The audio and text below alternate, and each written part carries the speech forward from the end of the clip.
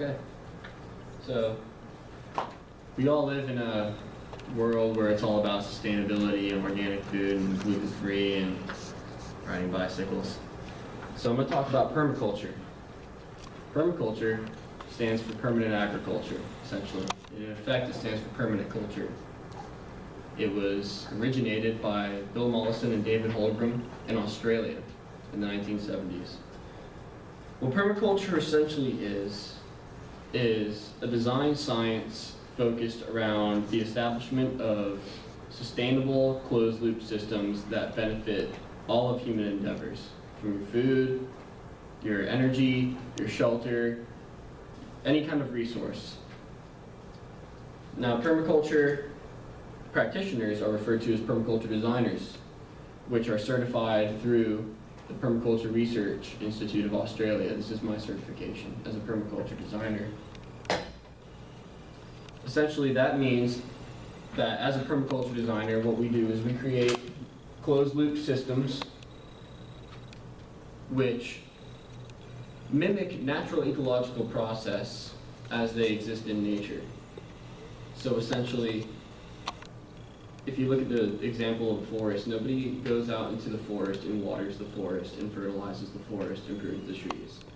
It exists in such a way that it is self-sustaining. It is a closed-loop system. There's no waste. It's all recycled back into the system, and everything is stacking functions. There is no single function in any one entity in a permaculture system.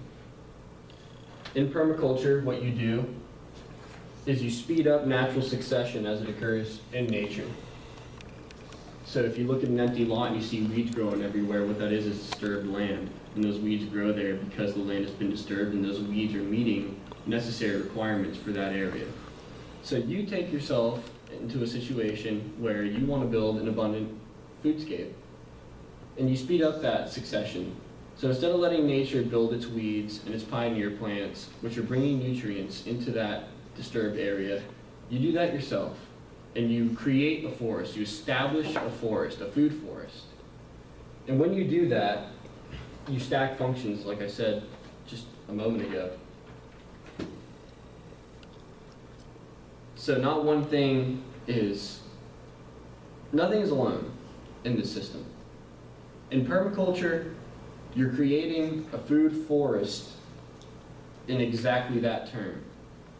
So what you're doing is you're building this agroforestry, and you're creating a canopy. You're creating the vines and the understory and everything. Every single one of these is a productive plant or resource for this system, instead of monoculture and industrial agriculture or industrial anything, because this doesn't just pertain to food, this pertains to your fuel and your housing and everything. So as opposed to miles and miles and miles of the same exact crop, as far as the eye can see, what you essentially have is what nature is intending to the human need.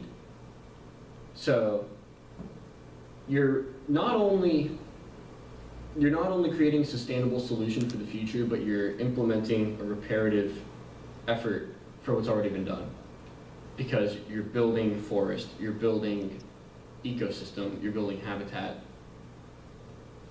All that comes together to create the essence of permaculture, permanent agriculture. If you have permanent agriculture, you have a permanent culture. You have a sustainable society that can exist forever. It isn't depleting resources. It isn't hindering anyone. You're designing work out of the system. So you don't have to go out there and do this and go out there and do that. It's doing it all itself. It's indefinitely abundant. And that's a fact. It's been proven. You can make it more abundant.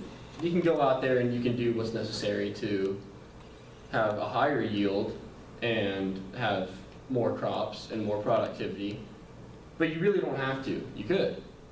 It'll only be more abundant. But the goal of permaculture is essentially creating this solidarity in our food and essentially just in the entire way that human beings inhabit this planet.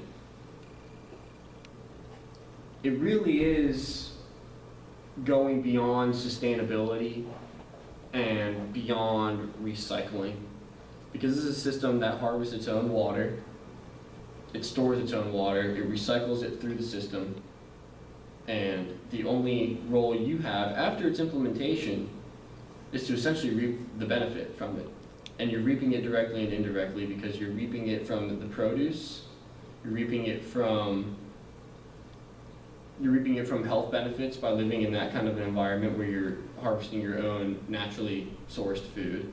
And there's no waste. The waste is all recycled in, whether it's coming directly to you as produce, you're selling it, or if it's going right back into the system as animal food, or mulch, or compost. So permaculture, it isn't just permanent agriculture, it's a permanent culture.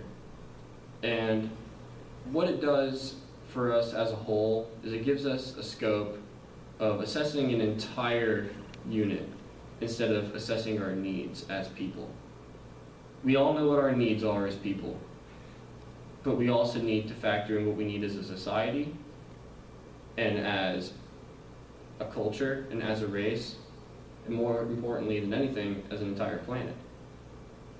So by utilizing this design science, we're hitting all those points, and we're doing it in a way that, as I said before, we're patching up old wounds that we've already created in the planet and the atmosphere, and we're also doing it in a way that can go on forever. So this isn't just organic gardening, this isn't just recycling, this is ecological design-based principles being implemented into everything that we want to do as people, whether it's for our needs or for our enjoyment. Because this allows us to coexist harmoniously, for lack of a better term, with our environment by creating our environment the way our environment wants to exist.